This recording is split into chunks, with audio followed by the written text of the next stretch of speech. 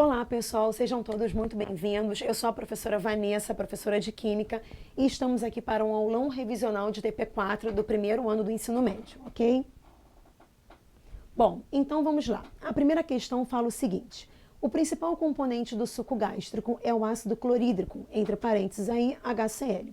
Alguns fatores, como alimentação, tensão nervosa e doenças, podem aumentar a quantidade de HCl no estômago, dando aquela sensação de queimação. Para neutralizar esse meio ácido, sob orientação médica, algumas pessoas tomam certos medicamentos que contêm bases fracas para combater a azia. Essas bases neutralizam o excesso de acidez existente no estômago, aliviando os sintomas. Suponhamos que uma pessoa tenha utilizado o medicamento na figura a seguir.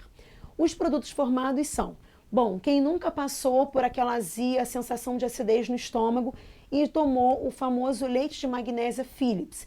Pois bem, o que acontece aí, gente, é uma reação de neutralização. Antes da gente continuar, vamos assistir aqui uma breve animação sobre o assunto.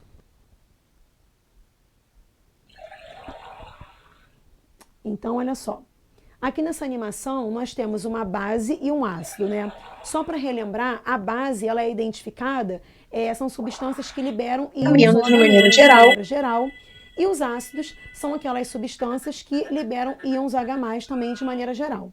Então aqui a gente tem uma reação de neutralização em presença de uma base mais um ácido que vai formar como produtos sal mais água, sim? Então, com o passar do tempo, é notório que os íons Na+, e Cl- vão se aglomerando, ocorrendo um rearranjo molecular, e a molécula de água também vai sendo formada. Então, vamos acompanhar o término aí da reação.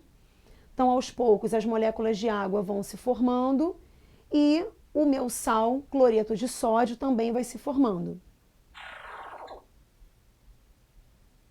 Então, nós temos aí como produto NaCl mais H2O. Bom, o que está acontecendo na questão de número 1, pessoal? É o mesmo processo. Eu tenho como ácido o ácido clorídrico, HCl, que é um ácido forte, e a base dita no medicamento, que é o hidróxido de magnésio, que é uma base fraca. Então, quando essas duas substâncias elas reagem, elas produzem mais água. Vale lembrar que o magnésio, por ser da família 2A, ele tem NOx mais 2. E o cloro, como ele está sem o oxigênio, ele vai ter NOx menos 1.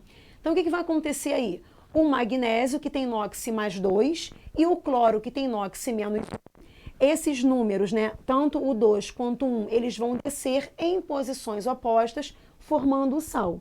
Então, como vocês podem observar na reação que aparece bem aqui na parte de baixo, eu tenho a minha base reagindo com o meu sal e formando o cloreto de magnésio mais água. Então, a opção aí no número 1 é letra B de bola. Sim? Bom, a questão de número 2, ele fala o seguinte: na época da seca, para obter alimento para o gado, um sertanejo usou a seguinte estratégia: em bagaço triturado de cana-de-açúcar, colocado em cima de um plástico, plantou milho, cujos pés, ao cabo de 15 dias, já alcançavam 20 centímetros de altura, sendo então servidos como ração o bagaço e os pés de milho ao gado faminto. Para conseguir esse resultado, o milho foi regado com água salobra, a única disponível, na qual foram dissolvidos nitrato de amônia, ele colocou aí a fórmula NH4NO3, nitrato de magnésio e nitrato de potássio.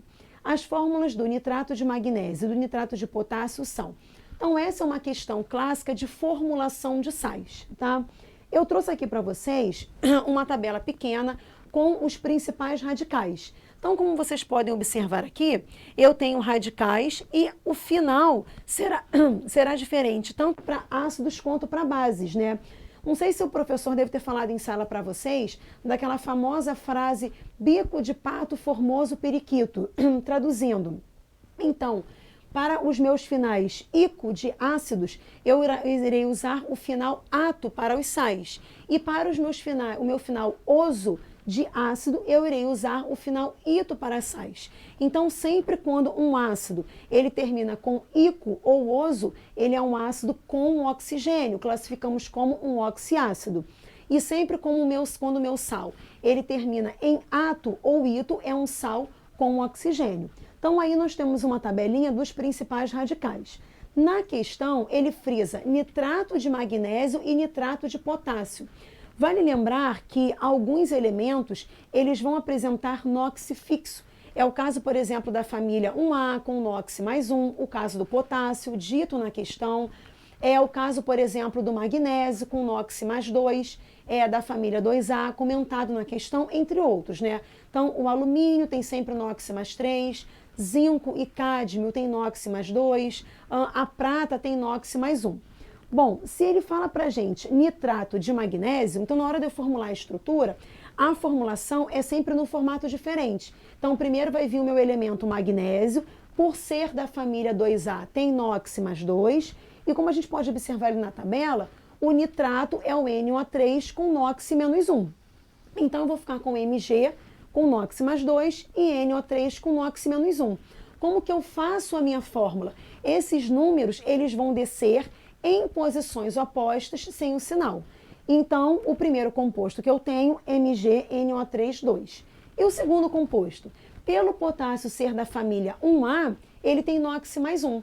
Quando ele se liga ao nitrato que tem NOx menos 1, esses números também vão descer em posições opostas sem o sinal. Então, eu tenho aí como produto formado, quer dizer, como uma das minhas fórmulas, o KNO3. Então, número 2, letra A. Bom, a terceira questão, ele fala o seguinte.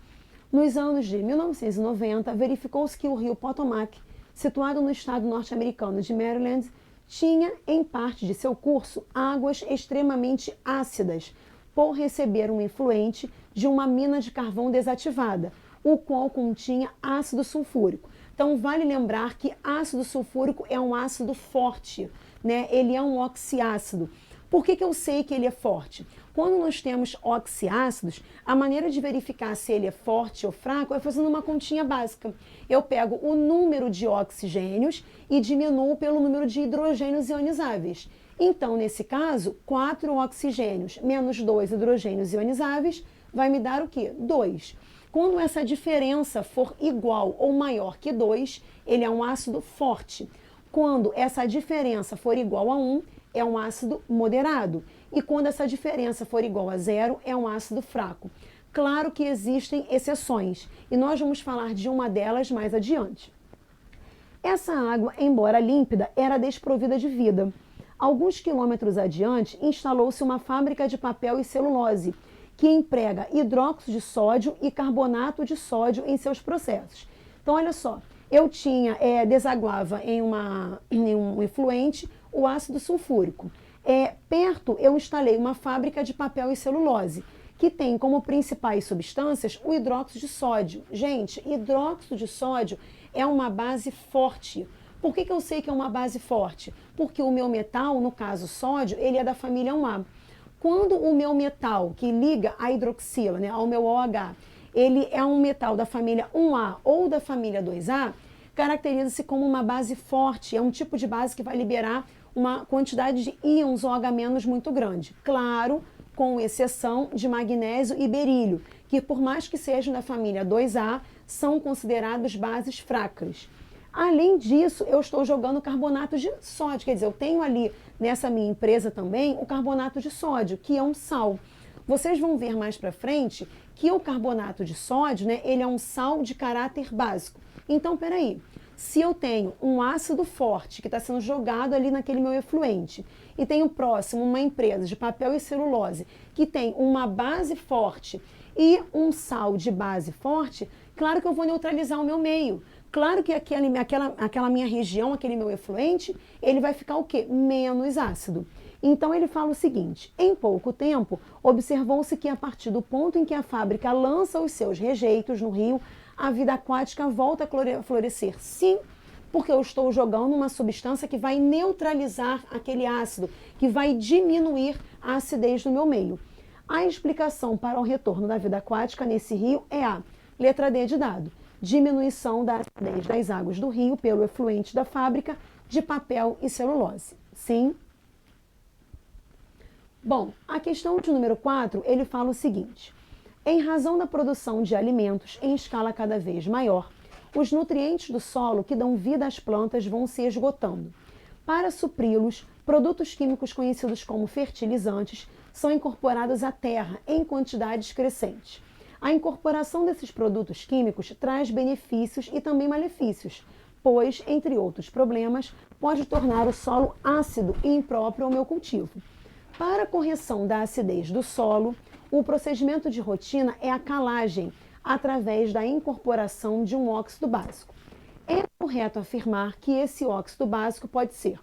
Primeira coisa que a gente tem que pensar aí, como que eu identifico um óxido? Pessoal, óxidos são compostos binários, ou seja, formados por dois elementos, em que eu tenho como elemento mais eletronegativo o meu oxigênio. Então, ó, já falamos de vários. MgO, CaO, SO2, SO3, Al2O3, ZNO, existem vários tipos de óxidos. Vale salientar que os óxidos eles têm uma gama de classificações, que nós vamos comentar mais à frente. Ele fala para mim aqui de óxido básico. Pessoal, óxidos básicos, em geral, são formados por metal mais oxigênio. Eu digo em geral porque existem exceções. Quando esse meu óxido básico ele reage com a água, ele forma uma base. Então, se eu tenho, por exemplo, Na2O, que é um óxido básico, quando ele reage com uma base, quando ele reage com água, perdão, ele vai formar uma base, que é o NaOH. É o que está acontecendo aqui. Se o meu solo ele está ácido, para eu diminuir essa acidez, eu tenho que adicionar um óxido básico, já que esse meu óxido básico ele vai reagir com a água e vai formar uma substância básica. Letra A, MgO2? Não, porque nesse caso aí, pessoal, o NOx do oxigênio ele vai sair do convencional, do mais comum, né, que é o -2. Ele seria -1, caracterizando um peróxido. Letra B de bola, CaO, óxido de cálcio? Sim. Então aí eu tenho um óxido básico. Esse meu óxido de cálcio, quando reagir com a água, ele vai formar uma base, que é a base CaOH2, hidróxido de cálcio, neutralizando assim o meu solo. Sim. A letra C também não pode ser, porque o SO2 é um óxido ácido. E a letra D também descartada. Então, número 4, opção B de bola. Sim. Trago aí para vocês a calagem, que ele comentou também no texto. Calagem, pessoal, é justamente esse processo. É quando o agricultor, né, em geral, ele diminui a acidez do solo utilizando uma substância básica, ok? Muito comum também para fornecer nutrientes àquele meio. Bom, questão de número 5. Representado pela fórmula química CO, monóxido de carbono, é um gás incolor e inodoro proveniente da combustão incompleta de combustíveis fósseis, como carvão mineral, petróleo e gás natural. Aí, pessoal, eu vou abrir um parêntese, porque ele fala aí de combustão incompleta. Quando foi falado sobre o capítulo de reações químicas, lá no finalzinho tinha a combustão completa. Reações de combustão são reações que liberam uma quantidade de calor muito grande. As reações de combustão, em geral, é quando um combustível reage com um comburente e produz gás carbônico e água. Essa é a chamada combustão completa. Então, que combustíveis eu tenho? Posso falar, por exemplo, da gasolina, que é um octano, eu posso estar falando do etanol, eu posso estar falando do gás natural, que tem como principal produto o meu metano. Esses combustíveis, quando reagem com o meu comburente, que é o O2, eles vão produzir CO2 e água. Claro que o número de mols, né, que você produz de CO2 e água não vai ser sempre o mesmo. Vale lembrar que a gasolina, por ser, por exemplo, entre esses três combustíveis o mais poluente, ela vai produzir uma quantidade muito maior de CO2. Sim. Ele fala para a gente aí de combustão incompleta. A combustão incompleta é quando ela tem como produto o monóxido de carbono, citado aí na questão, ou então o carbono. É aquela combustão em que você libera uma fumaça muito escura, com a presença de fuligem, sim? Continuando aí. Isso ocorre porque, ao ser inspirado, o monóxido de carbono é capaz de estabelecer ligações químicas altamente estáveis com a hemoglobina das hemácias, formando a carboxihemoglobina, o que as impossibilita de transportar oxigênio em todo o processo de respiração. O óxido citado no trecho anterior pode ser classificado como óxido. Bom, vamos dar uma olhada aí na tabela que eu apresento aqui para vocês. Como eu havia comentado no slide anterior, os óxidos têm uma série de classificação. Então, os óxidos ácidos, em geral, é quando eu tenho ametal mais oxigênio. Um parêntese aí, pessoal. Eu falei há uns slides atrás sobre oxiácido. Então, há uma diferença entre oxiácido e óxido ácido.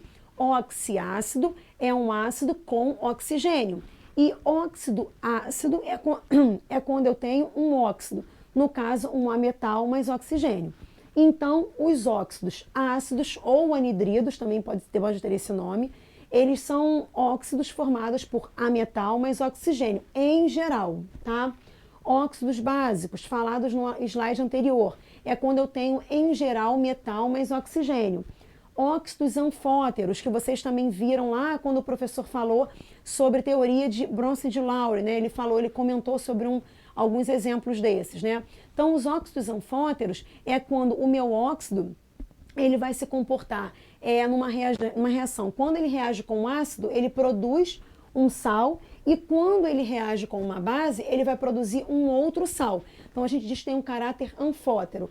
Bom, óxidos anfóteros mais comuns. Al2O3, que é o nosso óxido de alumínio, ZNO, que é o óxido de zinco. Outra classificação, óxidos neutros ou também inertes. Então, óxidos neutros e inertes são aqueles óxidos que não reagem com nada. E aí nós temos os três, CO, NO e N2O. Ele fala aí pra gente também de óxidos duplos, né? Ou salinos, são aqueles obtidos a partir de reações de dois óxidos.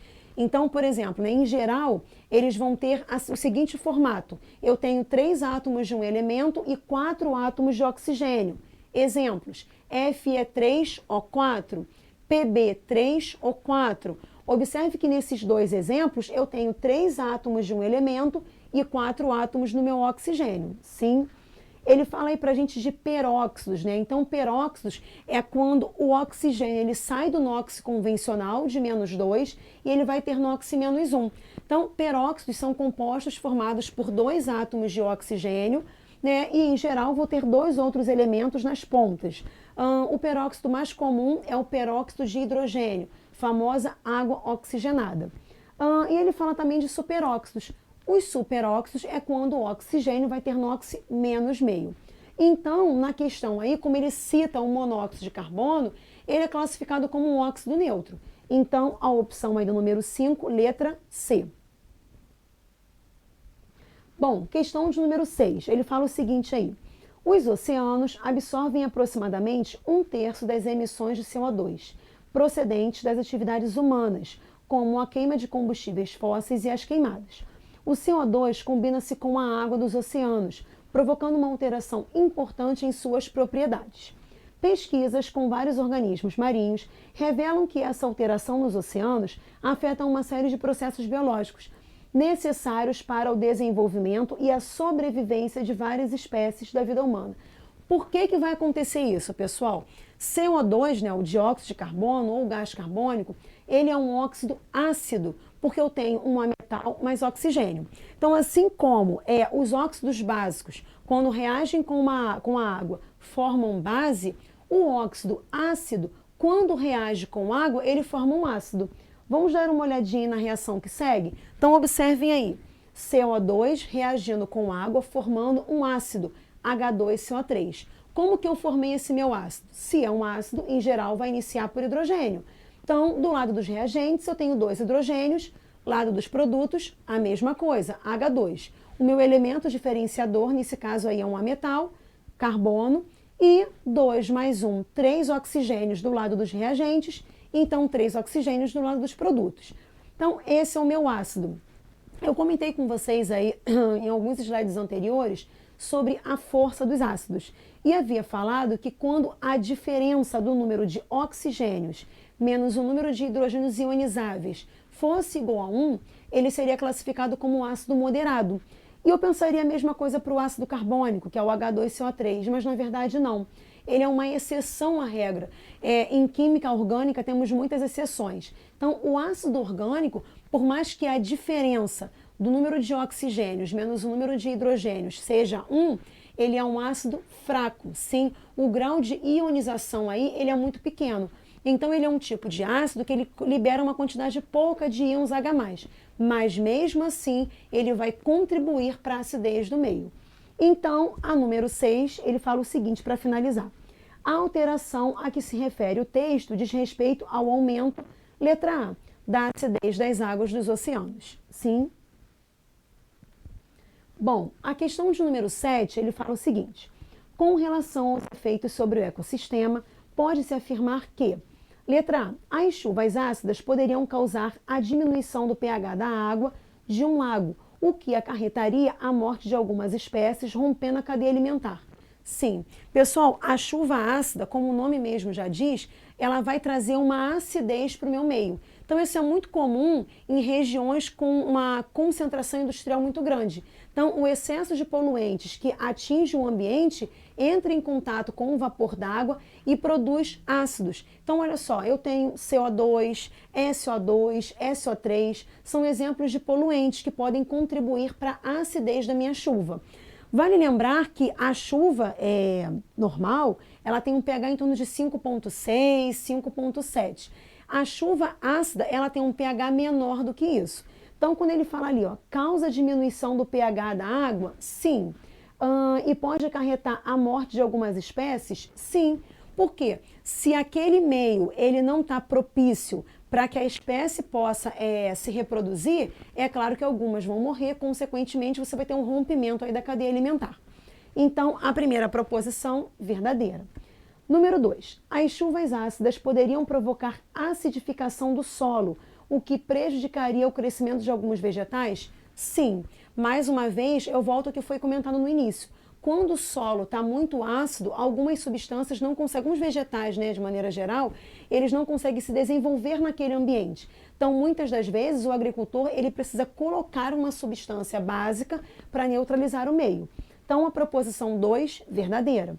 Terceira, as chuvas ácidas causam danos que, se apresentarem valor de pH maior do que a água destilada? Não, já que a chuva ácida vai ter um pH menor. Então, a número 7, opção letra C. Bom, a partir daqui, a gente vai começar a discutir um pouco mais sobre as reações químicas. Então, acompanhe um pouco aí comigo no vídeo que eu vou mostrar para vocês.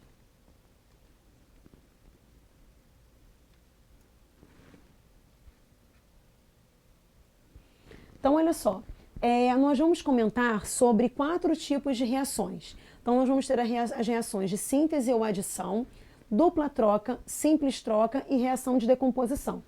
Observem só essa animação. Então, eu tenho duas substâncias que vão reagir, no caso, o gás oxigênio, o gás hidrogênio. Eu tenho do lado dos meus reagentes, dois reagentes, no caso, em que essas minhas moléculas vão promover um rearranjo molecular, formando aí a molécula de água.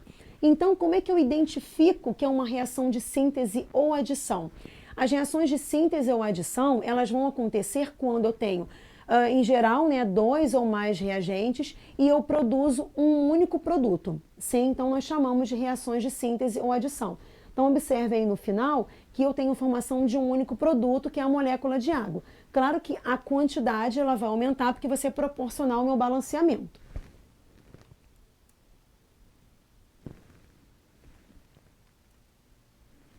Para voltar aqui nos slides.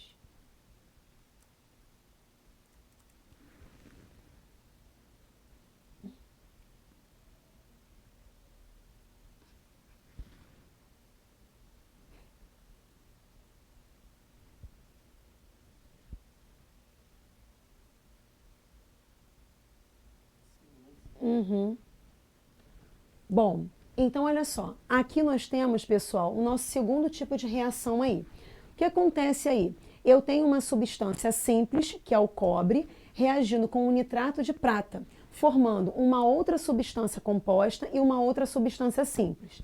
Então vamos acompanhar aqui, ó.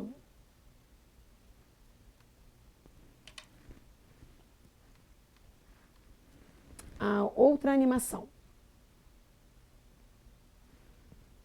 Então, observem, eu tenho aí uma placa de cobre, ela está entrando em contato com uma solução de nitrato de prata, Então, com o passar do tempo, a reação vai acontecendo.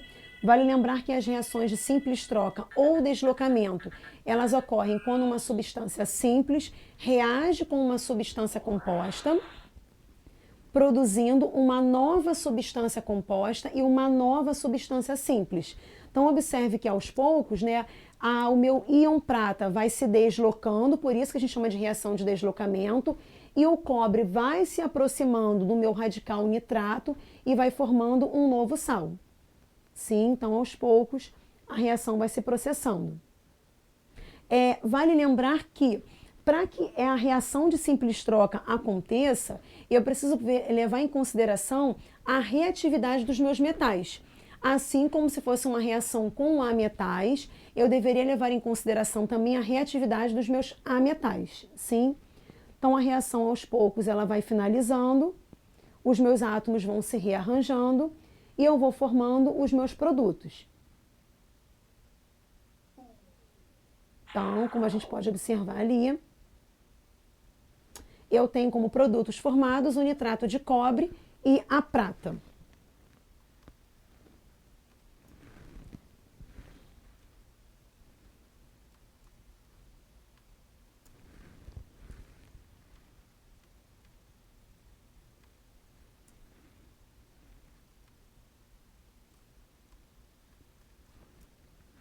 Ok. Eu destaco aqui para vocês, pessoal, a fila de reatividade. Então, por que a reação vai acontecer? Se vocês observarem ali bem no finalzinho do slide, vocês vão perceber que o cobre ele é mais reativo do que a prata. Então, se o cobre é mais reativo do que a prata, ele consegue deslocar, tirar a prata do lugar e entrar no lugar da prata, para que possa formar a reação. Então, não basta eu juntar um metal qualquer com um sal em que a minha reação vai acontecer. Não, eu preciso respeitar a ordem de reatividade dos meus metais. Assim como se fossem também os ametais. Como vocês podem observar, o flúor ele é o elemento de maior reatividade, já que ele é o meu metal de maior eletronegatividade. Bom, seguindo aí, nós vamos falar agora das reações de dupla troca, sim?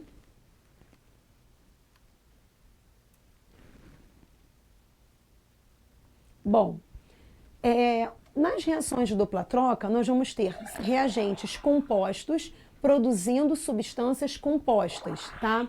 Então, eu tinha ali no início o nitrato de chumbo 2 reagindo com iodeto de potássio. Os dois são substâncias compostas. Vale lembrar que substâncias simples são aquelas formadas por um único elemento e substâncias compostas são aquelas formadas por dois ou mais elementos, sim? Então, eu tenho aí, ó, aos poucos, a minha reação ela vai se processando e eu vou formando o iodeto de chumbo 2 e o meu outro produto, o nitrato de potássio, sim? Então, aos poucos, as moléculas vão se rearranjando e os meus novos produtos vão sendo formados. Ok? Então, a minha reação finalizou ali. E aí eu tenho como produtos formados iodeto de chumbo 2 e o nitrato de potássio, sim?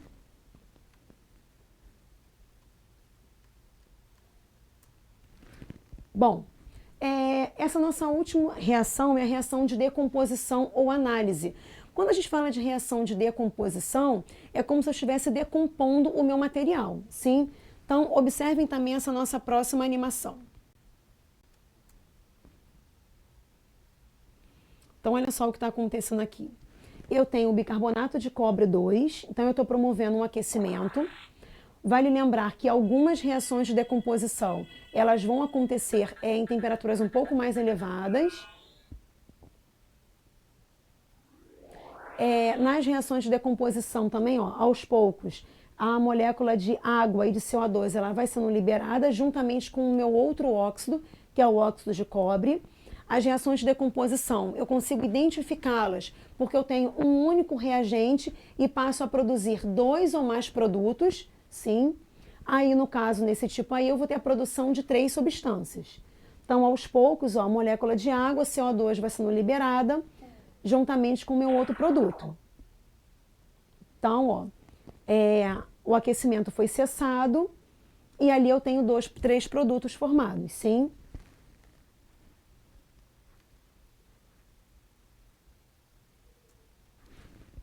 Bom, então, como eu havia comentado agora há pouco sobre as reações de decomposição, elas podem ser classificadas como eletrólise, fotólise e pirólise.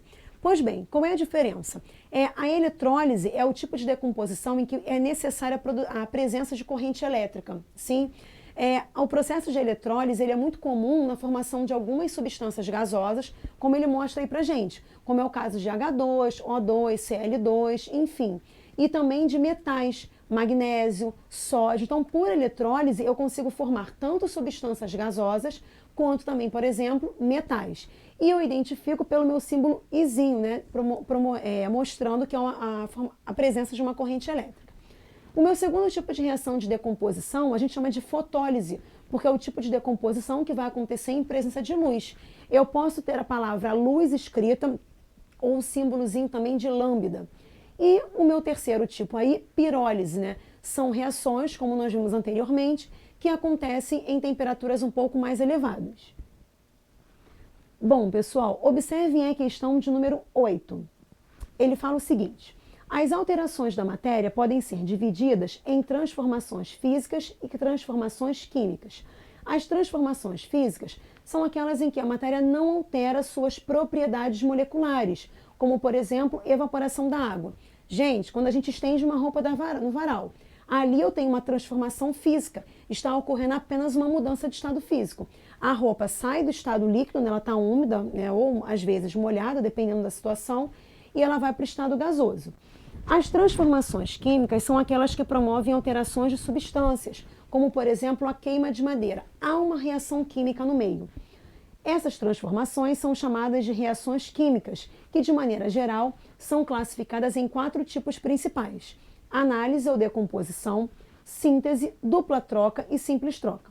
Indique o tipo de transformação que ocorre em cada reação química. Bom, na letra A, eu posso observar que eu tenho 2 reagentes e estou formando um único produto.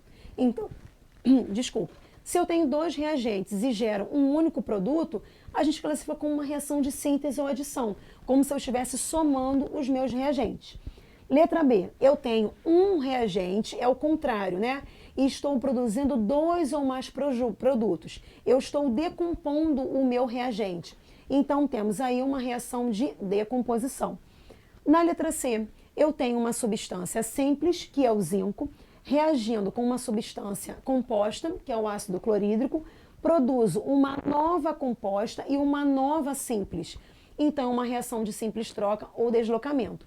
Vale lembrar que essa reação só vai acontecer porque o zinco ele é mais reativo do que o hidrogênio. Então, ele consegue deslocar o hidrogênio do local e entrar no lugar dele. E a letra D, eu tenho uma reação de dupla troca. Por quê? Porque eu tenho reagentes compostos e estou produzindo reagentes compostos. E para finalizar, a questão de número 9, ele fala o seguinte: dadas as reações químicas a seguir, assinale a alternativa em que todas as reações estão corretamente classificadas. Bom, número 1, NH4OH, que é uma base, uma substância composta, mais HNO3, que é um ácido, produz sal mais água. A princípio, eu até poderia pensar em uma reação de dupla troca, né? Porque eu tenho reações, substâncias compostas aí. Mas ali eu não tenho essa opção. E aí ele sugere ali reação de neutralização. Sim, foi o que vimos no primeiro slide, né? As reações de neutralização é quando uma base reage com o ácido e produz sal mais água. Número 2, eu tenho um único reagente se decompondo, né, em 2 ou mais produtos, uma reação aí de decomposição. Na número 3, eu tenho substâncias compostas. Observe que esse caso é diferente do caso de número 1, porque aqui eu tenho apenas sais. Sais do lado do reagente, que são compostos, e sais do lado dos meus produtos, que também são compostos. Então, aí eu tenho uma reação de dupla troca. E na número 4, eu tenho uma substância composta que reage com uma substância simples e produz uma outra composta e uma outra simples, caracterizando uma reação de simples troca. Então, a número 9, opção letra D de dado. Bem, pessoal, muito obrigado aí por tudo. Espero que vocês tenham gostado e aprendido. Até uma próxima.